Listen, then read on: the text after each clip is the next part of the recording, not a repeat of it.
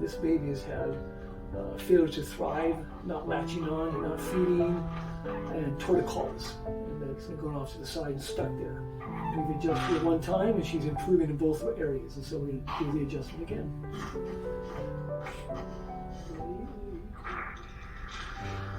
There you go. A little bit more. I know.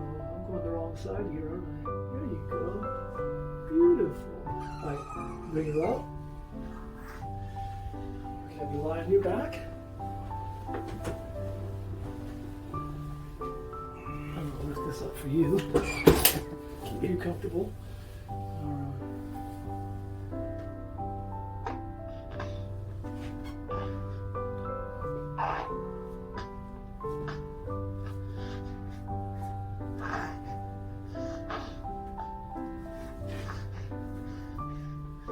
Maybe turn her onto her side, facing me.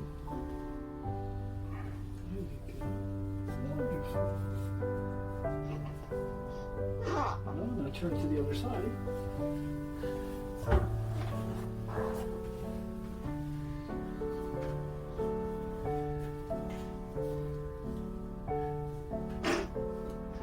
going to help you sit up.